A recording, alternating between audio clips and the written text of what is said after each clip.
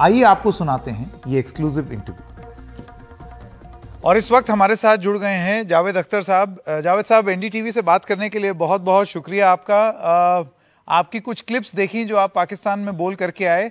पाकिस्तान में तो आपने लोगों का मन मोह ही लिया फैज़ फेस्टिवल में, लेकिन आपकी बातें यहाँ पर घर में भी बहुत ही सराही गई हैं। एक एक करके बात करेंगे। सबसे पहले मैं आपसे ये पूछना चाहता हूँ कि वो जो फैज़ फेस्टिवल में आप थे, आपने बात की, जिस गर्मजोशी से लोगों ने आपका स्वागत किया, उसके बारे में अगर आप कुछ बताना चाहें। खूब तालियां बज रही थी। मैं 2018 में गया था इस फेस्टिवल में। ये फैज अहमद फैज तो एक बहुत पॉपुलर पोइट है हिंदुस्तान में भी, पाकिस्तान में भी। उनकी सभी इज्जत करते हैं जो लोग पोइट्री के बारे में कुछ भी जानते हैं, और मुझे भी बहुत उनका एहतराम है, इज्जत है। तो मुझे इनविटेशन मिलते थे, लेकिन वो जाना कुछ हो नहीं पाता था। तो इस बार मौका हुआ और मैं गया, और मुझे खुशी कि मैं वहां गया। एक तो दो चार बातें जो मैंने वहां देखी हूँ मुझे बहुत अच्छी लगी, और मुझे ऐसा लगा कि मेरा फर्ज है कि वापस आके मैं दूसरों को भी बताऊं। बहुत बहुत बहुत लोगों से मोहब्बत मिलती है, और साथ में ये बात बहुत ऑब्वियस है कि वहाँ की हुकूमत क्या या वहाँ की फौज का क्या रवैया है या क्या पॉलिसी है, ये क्या उनका सोचने का तरीका है। लेकिन पाकिस्तान की आवाम, जो हम लोग हैं, यंग लोग, स्टूडेंट्स, यूथ, वो हिंदुस्तान से बहुत अच्छे रिलेशन चाहते हैं, और वो बहुत कीन है कि हिंदुस्तान पाकिस्तान में जो टेंशन है वो किसी तरह से खत्म हो। लेकिन जाहिर है कि उनके हाथ में तो नहीं है सब कुछ। लेकिन ये बात कि पाकिस्तान की आवाम ओवरवेलमिंगली बिल्कुल खुल्लम खुल्ला हिंदुस्तान से अच्छे रिलेशन करना चाहती है, ये बात मुझे साफ दिखाई और सुनाई दी। अब वो क्या होता है कि आप बादाम खाते रहे तो एक कड़वा बादाम भी आ जाता है। तो मुझसे एक खातून थी, एक महिला, उन्होंने सवाल किया कि साहब देखिए, हम तो आप लोग को इतना पसंद करते हैं और हमें इतना अच्छा लगता है हिंदुस्तान, आपकी फिल्में, आपके एक्टर, आपकी म्यूजिक वगैरह वगैरह, लेकिन आप लोग कुछ हमें ऐसा समझते हैं कि हम जो हैं वो सब टेररिस्ट हैं और सब इंडिया हेटर्स हैं, जबकि ऐसा नहीं है। तो मैंने कहा ये सही कह रही हैं आप कि दोनों मुल्कों में एक दूसरे के बारे में इंफॉर्मेशन बहुत कम, और यहाँ कभी कभी मुझसे लोगों ने ऐसे सवाल किए हिंदुस्तान के बारे में कि मैं हैरान रह गया कि ये लाहौर और अमृतसर में 30 किलोमीटर का डिफरेंस है, लेकिन इन्हें ये नहीं मालूम कि अमृतसर में क्या है और कौन लोग रहते हैं। इतनी लाइल्मी कुछ लोगों में है, तो बड़ी हैरत की बात है। बाकी है कि अगर आप ट्रैक देखेंगे, ऐसा कोई मैं नहीं कह रहा कि हम फरिश्ते हैं, लेकिन हमारा ट्रैक रिकॉर्ड आपसे बहुत अच्छा है। हमने आपके आर्टिस्ट जो आए, चाहे वो मेहदी हसन हो, चाहे वो नुसरत हो, उनके बड़े बड़े फंक्शन किए, उनको सराखों पे बिठाया। कोई टीवी चैनल नहीं था कि, और खासतौर से दूरदर्शन जो सरकारी चैनल है, इन सबके इंटरव्यू करता था। कोई भी राइटर, कोई भी पोएट आए पाकिस्तान से, उसका इंटरव्यू होता था। हमारे लोगों का तो पीटीवी पे कभी नहीं हुआ। अब तो खैर दूसरे प्राइवेट चैनल आ गए, वो कर लेते हैं, लेकिन पीटीवी ने आज तक किसी Indian writer, Indian poet, Indian किसी को नहीं बुलाया। उसके अलावा हमने सबके फंक्शन कर दिए, आपने तो लता मंगेशकर फंक्शन भी किया नहीं था। तो उसके अलावा मैं मुंबई का रहने वाला हूँ, मैंने अपने शहर को जलते देखा है।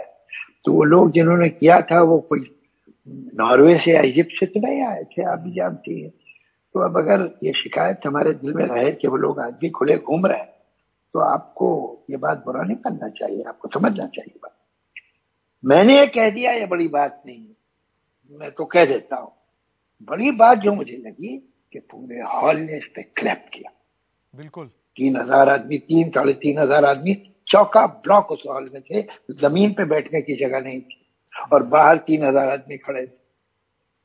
उन्होंने क्लैप की, और वो अगर आप टेप देखेंगे तो क्लैप आपको सुनाई नहीं, मैंने बिल्कुल देखा जावेद साहब, मैंने बिल्कुल देखा कि वो आपकी बात बोलते ही तुरंत तालियों की गड़गड़ाहट वहां पर हुई।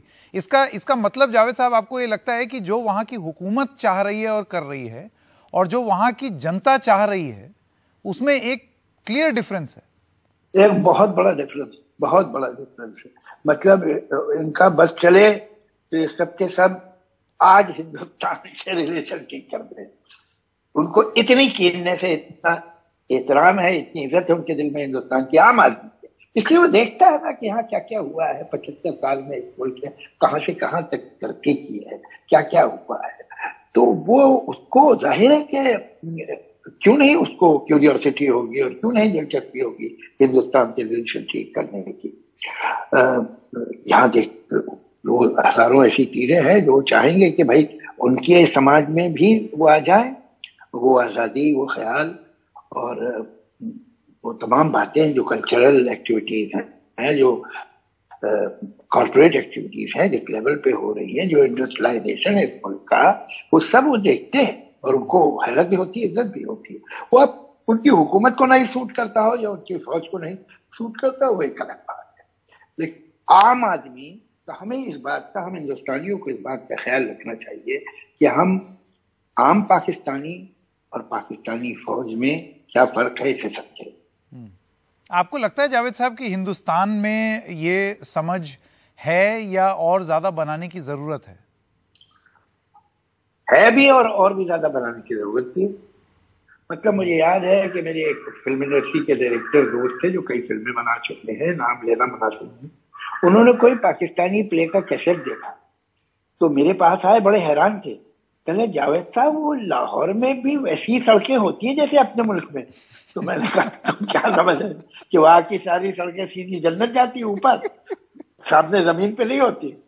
तो अब इतना तो हाल है लोगों का कि उन्हें ये ख्याल ही नहीं होता है। और लगता है बहुत से लोग हैं जिनको लगता है वहां पाकिस्तान में लोग ऊंट पे बैठे होंगे और सारी औरतें नकाब लगा।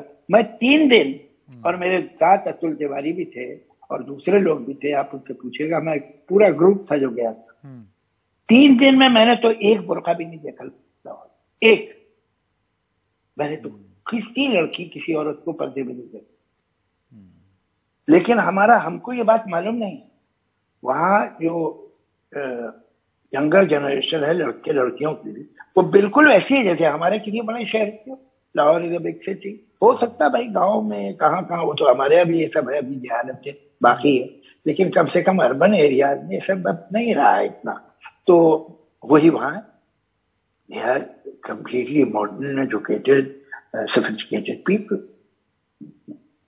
मैं जावेद साहब आपसे ये सवाल पूछना चाहता था कि ये जो आपने टेररिज्म वाली बात की 2008 26/11 की जो आपने बात की, वहां पर वो लोगों को के दिल को वहां तो छुई, यहाँ बहुत ज्यादा छुई।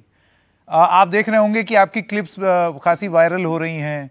आपको क्यों असल में क्या है कि अब वो लगता है ये है ना कि भाई दूसरे मुल्क में जाके अब वहां 3-4 दिन वहां बैठ के ऐसी बात कोई कर दे और ये साफ साफ कह दे तो जरा लोग थोड़ा वो उस पर ताज्जुब भी करते हैं, खुश भी होते हैं। अब मेरी ऐसी आदत है कि जब टॉपिक सामने आ ही गया और जो बात मुझे दिल को मेरे लग रही है तो मुझे तसल्ली नहीं होती बिना कहे। अब तो वो तो कह दो, फिर जो होगा देखा जाएगा। लेकिन मुझे भी आई वाज आल्सो सरप्राइज कि उस पर ताली बजी, उस बात पे ताली बजी। इसकी मुझे उम्मीद है। कई दफा हिंदुस्तान में भी ऐसा हुआ है कि मैं कुछ ऐसी जगहों पे गया हूँ जहाँ बोलने को उन्होंने कहा, और बल्कि मेरे वेल विशर ने और दोस्तों ने कहा बाकी बातें करना, ये मत करना। मगर जब मैं बोलना शुरू किया तो मुझे लगा कि ये बात किए बिना अगर मैं बैठ गया तो मजा नहीं है, तो मैं वो बातें भी कह देता हूँ। तो somehow so far I am getting away। देखिए कितनी क्या होता है। पर जावेद साहब ये हिंदुस्तान में इसको बहुत अच्छे से रिसीव किया गया है कि आप वहां जा करके ये बात बोल आए। मैं आपसे ये जानना चाहता हूँ, ये बेबाकी, जैसे अभी आपने थोड़ी देर पहले भी बोला कि आपके वेल विशर्स आपको ये बोलते हैं कि ये मत बोलाना, वो मत कर देना, तो आपको लगता है कि ये बेबाकी बहुत जरूरी है? और क्या आपने कुछ एक्सपीरियंस किया कि वहां पर ये बयान के बाद कोई आपको ये बोले कि ये आपको नहीं बोलना चाहिए था? नहीं, बिल्कुल किसी ने नहीं कहा। बहुत मतलब ये अग्रीड। अब वहां पर तो जाहिर है कि फौजी अफसर तो बैठे नहीं थे जो मुझसे डिसएग्री करते, या कोई मौलाना मौजूद नहीं थे। अब तो फैज का फंक्शन था तो ऑब्वियसली वहाँ सेकुलर, फॉरवर्ड लुकिंग, प्रोग्रेसिव भी लोग थे, क्राउड भी पूरा वही था। मैं 3-4 हजार आदमी ये बात पाकिस्तानी सुन के उस पर क्लैप करते हैं और उससे एग्री करते हैं, इससे मुझ में बहुत ऑप्टिमिज्म पैदा हुआ। इसके मतलब हमें अब हमारी हुकूमत को और हमारे समाज को ये सोच के पॉलिसी बनानी चाहिए कि हम पूरे पाकिस्तान को पाकिस्तान की फौज न समझें।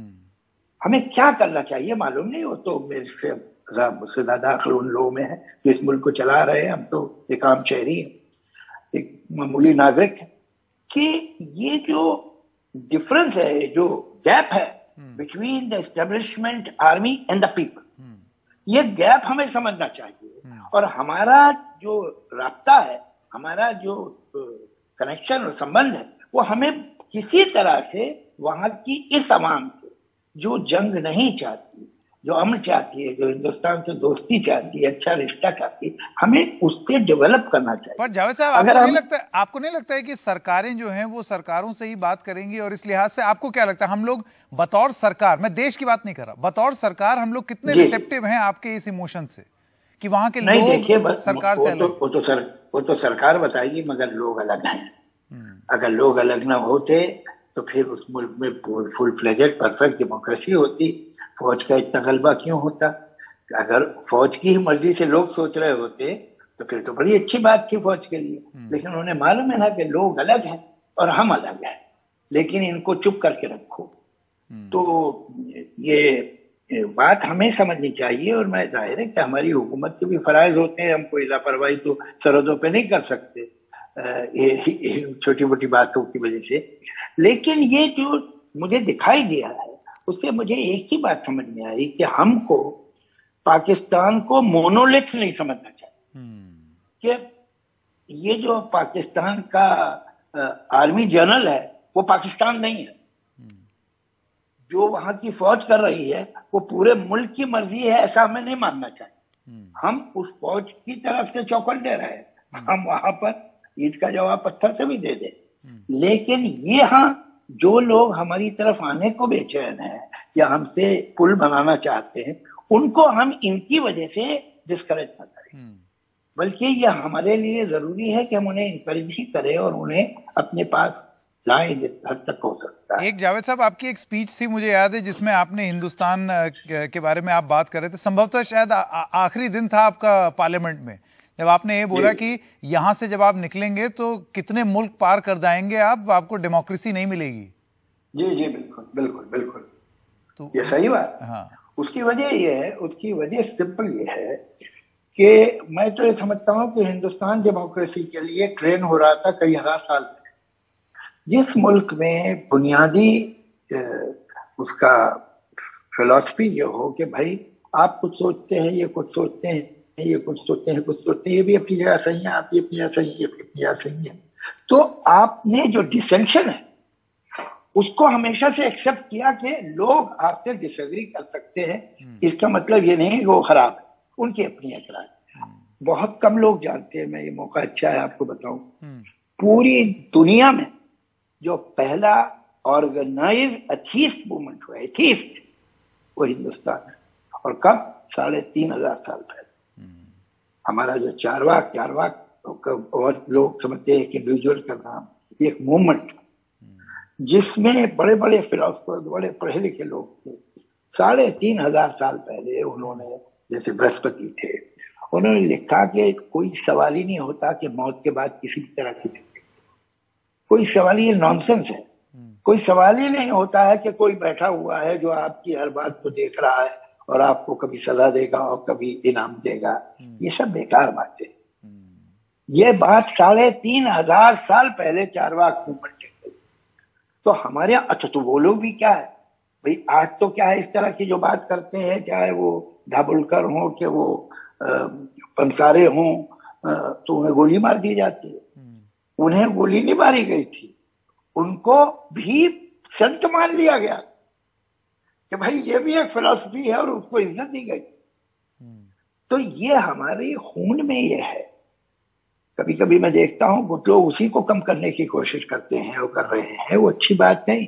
हमारा तो गुण ही है कि हम डिसएग्री करके एक साथ रह सकते। तो जावेद साहब, इसी से जुड़ा हुआ सवाल मैं आपसे पूछना चाहता हूँ, दो जल्दी से क्विक क्वेश्चन। एक तो ये कि आपको लगता है कि यहाँ यही चीज आप हिंदुस्तान को भी चेताना चाहेंगे कि यहाँ की सरकार ये देश नहीं है, सरकारें होती हैं और देश सरकार से अलग होता है। लेकिन एक फर्क है, हम वाकई, ये कोई प्रिटेंशन नहीं है, हमारी डेमोक्रेसी जेन्युइन है। हम अपनी सरकार से बात कर सकते हैं और हम उनसे कह सकते हैं कि ऐसी बात है कि ये ठीक नहीं है। और हकीकत ये है, मैं अब एक हिंदुस्तानी की हैसियत से नहीं बेईमानी से बात कर रहा हूँ, बल्कि ऑब्जेक्टिव बात। इस मामले में, हर मामले में सच बात यह है कि हमारा रिकॉर्ड बेहतर है। हमने ये, चाहे आपको 48 हो, चाहे वो 65 हो, और चाहे वो करगिल हो, ये हमारे शुरू किए हुए नहीं थे। और ये बात मैं नहीं कह रहा हूँ, कोई इंडियन नहीं कह रहा, ये तो खुद उनके लोगों ने लिखा है। एयर मार्शल असगर ने लिखा है, उनके बड़े बड़े आर्मी के लोगों ने जब वो रिटायर हुए अपनी किताबें लिखी, उसमें बताया। तो इस मामले में देखिए, हम जरा कंपैरेटिवली बेहतर रहे हैं। मैं नहीं कहता हम दूध के धुले हुए, लेकिन हमने ये सब इनिशिएट नहीं किया। हमने इवन कश्मीर के मामले में हमारा एटीट्यूड एग्रेसिव नहीं रहा। हो सकता था, शायद बहुत ज्यादा पॉसिबिलिटी ये थी कि हम एग्रेसिव होते, लेकिन हमने उसमें भी उस बात को ठंडा रखने की पूरी कोशिश की।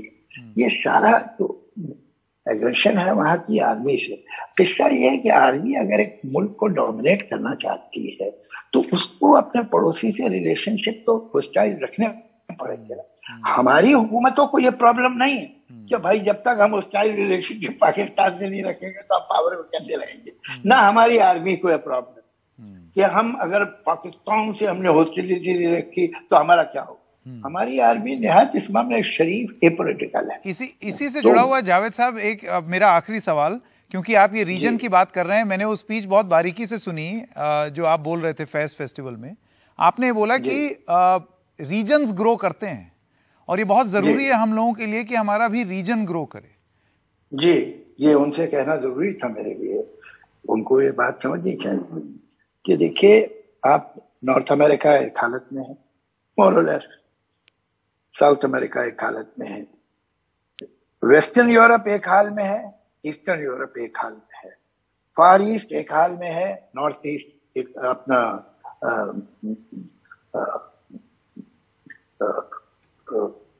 अरब वर्ल्ड एक हाल में है, मिडिल ईस्ट।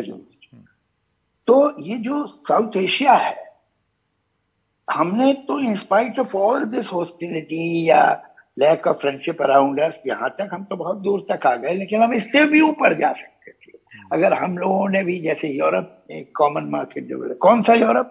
जहाँ 45 तक जर्मनी फ्रांस और इंग्लैंड पे बम फेंक रहा था, और इंग्लैंड जर्मनी पे बम फेंक रहा था, और फ्रांस जर्मन को शूट कर रहे थे और जर्मन फ्रेंच को शूट कर रहे थे। आज उनकी कॉमन मार्केट है, कॉमन करेंसी है, तो ये एक मैच्योर्ड है। अब वहां पर सरहद एक मुल्क से दूसरे मुल्क में जाना हंसी खेल है। मैं गया था फ्रांस, तो हम लोग कॉफी पीने जर्मनी चले गए, जर्मनी में कॉफी पी के वापस आ गए। एक पुल है दोनों के, उसमें बच्चे साइकिल चलाते हुए फ्रांस से जर्मनी और जर्मनी से फ्रांस जाते और कॉमन मार्केट, कॉमन करेंसी। अब हम वहीं करने की जगह खड़े हुए हैं, तो बड़े अफसोस की बात। हमारे पास भी कॉमन मार्केट होनी चाहिए, हम डेवलप करें, एक दिन हो गया हमारी कॉमन करेंसी हो, जब हमारा ट्रेड जो है वो टुगेदर हो। कितनी चीजें हिंदुस्तान की जो हिंदुस्तान से दुबई जाती हैं, सिंगापुर जाती है, वहां उन पर ठप्पा लगता है, फिर वो पाकिस्तान जाती है, किताब ये तो सिंगापुर से आ रही है या दुबई से आ रही है। वही चीजें पाकिस्तान की बाहर के मुल्कों में जाके एक उस पर मोहर लगती और हिंदुस्तान आ जाती, जो कि हाथ बढ़ा के एक दूसरे को हम दे सकते हैं। तो ये तो बड़ी नादानी की बातें हैं, और मैं समझता हूँ हमारे मुल्क में ऐसे इकोनॉमिस्ट भी मौजूद हैं और ऐसे संजीदा सोच के लोग भी मौजूद हैं जो इस बात को इनिशिएट कर सकते हैं, लेकिन फिर उधर से भी तो रिस्पॉन्स मिलना चाहिए। बिल्कुल। वहाँ ये लोग जो है, जो अच्छे लोग हैं, वो पावरलेस। ये लोग, इनके इंटेंशन जिनका मैं जिक्र कर रहा हूँ बहुत है, लेकिन उनके पास तो फैसले करने की ताकत नहीं है। वो तो फौज के पास है, और फौज के पास अब नहीं है तो कम से कम जो हुकूमतें हैं उनके पास है। तो ये हुकूमतों का क्या सोचने का तरीका है, उन्हें हिंदुस्तान से दुश्मनी रखने में क्या फायदा है, ये मैं नहीं जानता। जी जावेद अख्तर साहब, बेबाकी से अपनी बात पाकिस्तान में भी बोलना और हिंदुस्तान में भी बोलना और इस दुनिया में हर जगह बोलना, इसके लिए आपका बहुत बहुत धन्यवाद। अपनी बात यहाँ रखने के लिए आपका बहुत बहुत धन्यवाद। बहुत मजेदार रहा। बहुत बहुत धन्यवाद। Thank you.